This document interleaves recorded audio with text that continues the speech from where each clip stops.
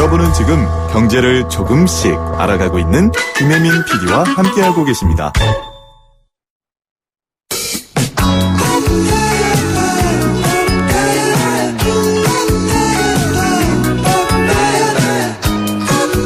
한국 경제를 생생하고 상생하게 만드는 분을 모시는 생생초대석입니다. 한국 경제가 생생하고 상생해지려면 기업이 활발하게 움직여야겠죠. 그런데 기업도 예전 같은 상황은 아닙니다. 소비자 마음에 소비자 선택을 받기 위해 애를 많이 써야 하는데요. 그래서 기업들이 여러 가지로 전략들을 세우고 변신을 꾀하고 있습니다. 이 전략을 세우는데 컨설팅을 해주는 분을 오늘 모셨어요. 명재영 위디딧 대표 나오셨어요. 안녕하세요, 대표님. 네, 안녕하세요. 제가 평소에 우리 명 대표 칼럼을 참 재밌게 읽었어요. 그래서 청취자분들께 이분의 생각과 이분의 갖고 있는 그 컨텐츠를 좀 알려드리고 싶어서 오늘 모셨고요. 본인 소개를 좀 해주시겠어요? 네, 안녕하세요. 성공을 디자인하는 명재영입니다. 현재는 브랜드 경험 디자인 회사 위디딧을 운영 중이고요. 네. 디자인 전략가 및 컨설턴트로서 주 한국의 스타트업의 경험 디자인하고 있습니다. 네. 함께 일한 곳은 기획재정부, 행안부, 교육부 같은 정부 기관이랑 SK, 포스코, 코카콜라와도 함께 디자인을 하고 있어요. 홍대 미래와 같은 스쿨에서 디자인과 마케팅을 공부했고요. 네. 지금은 경제지 칼럼도 쓰면서 같이 소비 문화도 연구하고 있습니다. 그러니까 대표님은 디자인을 전공하셨군요. 시각 디자인, 눈에 보이는. 그래서 제가 기사를 보니까 이낙연 총리가 4.3 제주 하실 때 뒤에 동백꽃이었나요? 네, 그것도 디자인을 했었습니다. 그렇군요. 네. 디자인을 전공하신 분인데 지금은 브랜드 경험 디자인 회사를 하고 있어요. 단순히 디자인만 하는 게 아니에요. 네, 그렇죠? 맞습니다. 그렇다면은 도대체 브랜드 경험 컨설팅 회사, 그러니까 BX라고 하더라고요. 네. 이게 도대체 뭡니까? 정의를 해주신다면요. 네, 브랜딩의 다음 단계라고 보시면 되는데요. 쉽게 말해 브랜드는 이제 경험하는 것이다라는 개념으로 보시면 됩니다. 그 브랜드의 역할이 시대가 변하면서 많이 변했습니다. 네. 예전엔 단순히 다른 회사랑 구별하는 상표로서 그 역할에 충실했던 브랜드가 이제는 경험이라는 개념까지 장착하게 된 건데요. 한마디로 소비자가 제품을 구매하고 소비하는 과정에서 겪는 느낌이나 경험을 디자인하고 컨설팅하는 것이라고 보시면 됩니다. 그러니까 예전에는 회사가 주력하는 물건이나 아니면 회사명만 소비자들이 그냥 인식할 수 있도록 무조건 알리면 됐던 거였죠. 그게 TV 광고가 됐던 지명 광고가 됐던 또 어떤 전략으로 하든. 그런데 지금은 그 안에 소비자들의 경험이 녹아나야 된다는 말씀이신 거예요? 예, 맞습니다. 그러면 우리 스토리텔링이 있어야 한다 이런 말 많이 하잖아요. 네. 그것과 비슷한 개념이에요? 비슷하지만 또 어느 정도는 좀 다릅니다. 다르군요. 네. 어떻게 다른지를 사례를 들어서 좀 자세히 이 브랜드 익스페리언스 BX에 대해서 사례를 들어 설명해 주시면 제가 이해가 될 것 같아요. 네, 쉽게 사례를 들어볼게요. 네. 브랜드는 놀이공원 같은 거라고 생각하시면 됩니다. 놀이공원이다. 네. 그리고 이제 소비자는 그 놀이공원에 간 고객이고요. 네. 브랜드란 놀이공원엔 놀이기구만 있으면 안 될 거 아니에요. 놀이공원에는 직접 회전목마도 타야 될 뿐만 아니라 다채로운 음악과 함께 눈이 오기 페스티벌도 있어야 되겠고요. 또 맛난 핫도그도 즐겨야 되는 등 아주 감각적인 경험들이 함께 느껴져야겠죠. 그러니까 뭐 촉각, 청각, 시각, 미각 이게 다 녹아들어야 거기 간 소비자 그러니까 고객이 만족한다는 얘기죠. 네. 그뿐만이 아닙니다. 이제 놀이공원 보시면 역사박물관 있는 데도 있어요. 그럼 박물관에서는 몰랐던 새로운 정보도 알 수 있게끔 해주고요. 또 기분이 좋아서 기념품도 거기서 사고 또 새로움을 느끼면서 되게 좋은 감정을 경험합니다. 또 놀이공원 나와서도 계속 돼요, 경험은. SNS나 유튜브 콘텐츠를 통해서 소통도 하고요, 브랜드가. 요즘 되게 중요하죠. 그러면서 브랜드의 역사랑 철학도 알려주고 또 외부로 유입되면요. 회원가입도 시키고 멤버십 프로그램에도 가입을 해요. 그리고 또 크리스마스 선물도 주고 연하장도 주고 기념품도 배송을 받고 또 다른 회사랑 협력을 해서 직접 체험형 존도 만들고요. 또 스마트폰 게임, 어플리케이션도 만들어서 아주 소비자에게 친근하게 다가갑니다. 네. 네. 그래서 이니스프리, 지금까지 예시를 들었다면은 실제로 이니스프리 같은 화장품 숍부터 시작해가지고 카카오톡 같은 IT 회사, 요식업, 제조업 등 많은 기업들이 상품만 파는 게 아니라 브랜드를 다양하게 경험할 수 있도록 노력하고 있습니다. 그럼 예를 들어 우리 카카오톡을 가장 많이 청취자분들이 접하니까 이런 경우에는 EX 아까 지금 말씀하신 개념인 익스페리언스 뭐였죠? 브랜드 BX 브랜드 익스페리언스 이걸 어떻게 적용하고 있어요? 카카오톡 같은 경우는 뭐 체험형 존도 만들어주고 있고요. 뭐 직접 캐릭터를 이용해서 게임도 만들고 이모티콘도 만들고 그리고 오프라인으로는 뭐 뭐라고 하죠? 플래그십 스토어 그런 데서 이제 실제로 촉각적으로 만질 수도 있고. 그럼 예를 들어 펭수 같은 경우에는 물론이죠. 예. 그냥 펭수 자체 컨텐츠 영상만이 아니라 굿즈도 만들고 또 펭수가 뭐 외교청사도 가고 이런 데 가서 홍보도 하고 이런 모든 것들이 요즘에는 기업들이 브랜드를 홍보할 때 유념해야 하는 그렇죠. 그런 개념이라는 말씀이신 거죠? 펭수는 이제 나온 지 얼마 안 돼가지고 아직 그 경험이 막 충족되지는 않았을 겁니다. 소비자들에게. 그러면 지금 말씀하신 이 복잡한 과정이 대부분 브랜드나 대부분 상품에 적용이 다 가능합니까? 그만큼 요즘 넓게 펼쳐져 있는 개념이에요? 아직 넓게 막 펼쳐져 있는 그런 개념은 아니고요. 이제 막 퍼지고 있는 그런 개념이라고 보시면 될 것 같습니다. 그렇군요. 우리 대표님이 브랜드 디자인 회사를 설립했다는 건 지금 막 퍼지고는 있지만 이게 앞으로 한국 사회에서 굉장히 기업 활동에 있어서 중요한 개념이 될 거기 때문에 이 회사를 설립하셨을 거 아니에요. 맞습니다. 브랜드 디자인이 기업에 필요한 이유는 무엇일까요?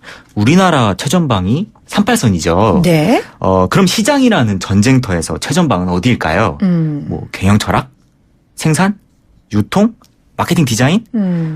아마 저는 이렇게 생각하는데 시장 최전방은 소비자 머릿속이라고 생각합니다. 소비자의 선택이 제일 중요하다. 머릿속이다. 그렇죠. 머릿속. 가장 먼저 떠오르는 브랜드, 머릿속에 가장 먼저 떠오르는 브랜드들처럼 되뇌 속에 인식의 세계에서 싸워 이겨서 뉴런에 콕 심어줘야 돼요. 브랜드는. 이때 인식의 싸움에서 가장 결정적인 요인은 바로 본인이 직접 겪었던 감각적인 체험일 겁니다. 체험만큼 힘이 센 건 없죠. 그렇죠. 이게 또 이유가 뭐냐면은 사람들이 평소에 에너지 절약을 위해서 되뇌를 오프하고 살아요. 그러니까 자동 모드로 살아간다는 거예요. 평소에는. 인지적인 구두쇠라고 하죠.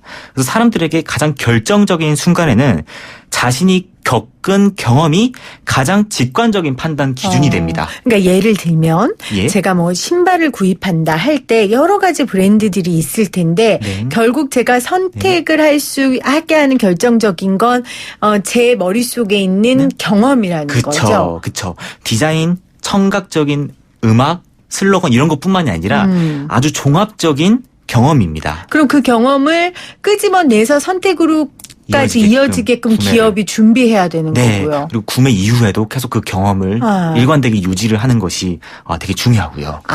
단순히 기업이 예전처럼 소비자 선택으로만 끝나는 게 아니라 그 선택이 뭐 인스타그램을 통해서 알린다든지 뭐 자발적인 홍보를 할 수 있게끔 그런 힘을 기업에서 굉장히 중요하다. 그렇습니다. 그렇다면은 소비 트렌드를 누구보다 빠르게 기업들이 캐치해야 될 것 같아요. 그런데 사실은 이 트렌드 쫓아가는 게 쉬운 일이 아니에요. 대표님은 어떻게 아세요? 기준이 있으세요? 나름대로 있습니다. 먼저 알기 위해선 사회를 먼저 알아야 되는데요. 평소에 좀 키워드를 3-4번 접하면은 리서치를 시작합니다. 뭐 전문 잡지나 뉴스를 통해 정보들을 찾아보는데요. 그럼 몇 개월 뒤에 관련된 책들이 나와요. 그리고 기업들의 관련된 부서가 나오는데 저는 요거를 좀 살펴봐요. 헤드헌팅 웹사이트에서 이걸 알 수 있어요. 그 중에서도 대기업의 차 부장급 인력 채용 쪽을 가장 눈여겨보는데요. 그 부서를 신설한다는 건데 보통 1년 뒤엔 팀원을 충원하고요. 이런 식으로 해가지고 좀 저는 보고요. 중요한 건 트렌드 자체는 아니고 사실 정보를 해석하고 이게 어떤 인사이트를 가지고 있는지 알아내는 게 더 중요합니다. 이런 걸까요? 예를 들면 사람들이 생생경제 얘기를 막 많이 하는 거예요. 우리 프로그램을 한 3번 정도 들었어요. 그럼 이제 찾아보는 거죠.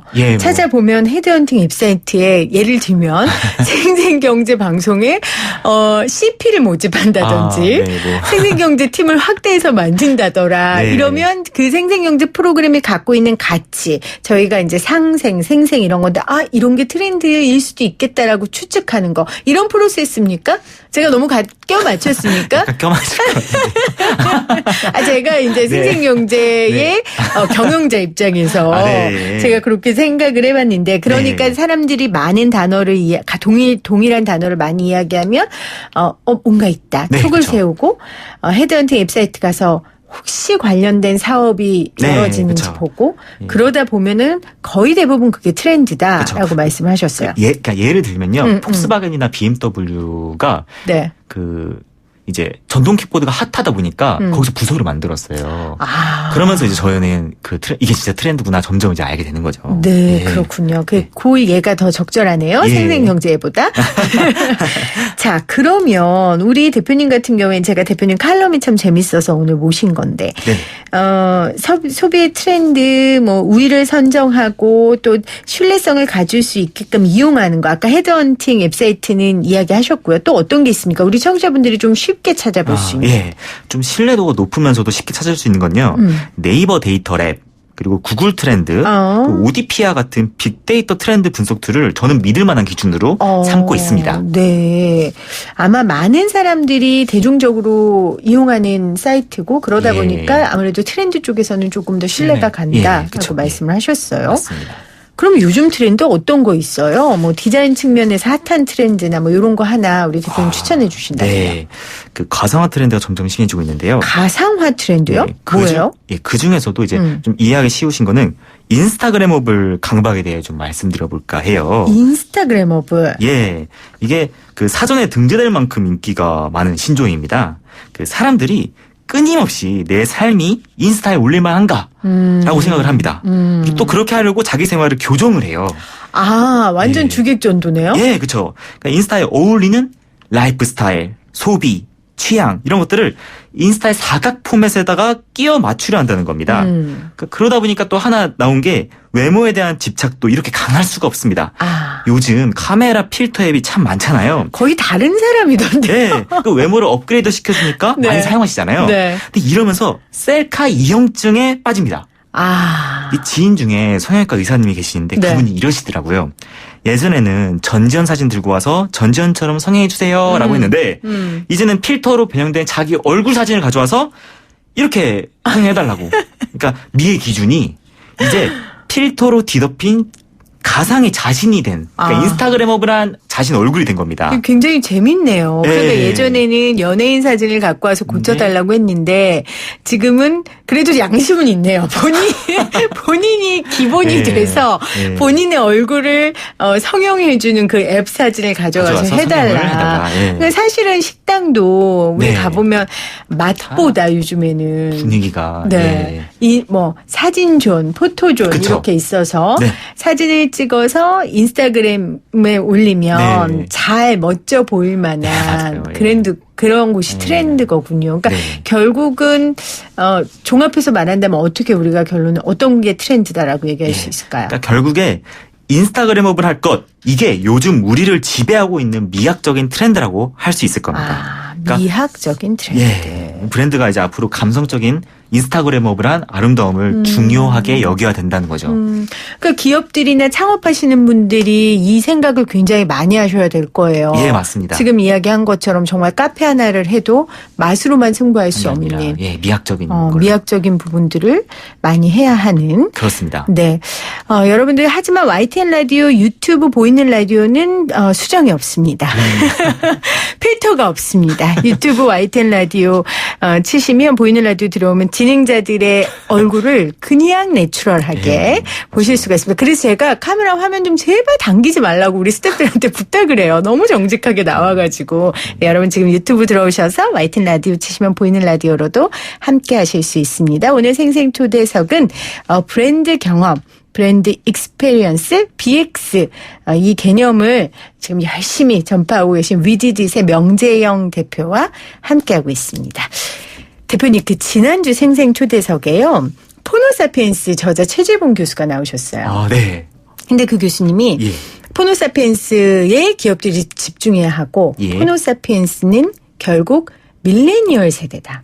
라고 정의를 해주셨는데 대표님도 기업들이 이 밀레니얼 세대에 굉장히 관심을 가져야 한다고 강조하셨어요. 예, 반드시입니다.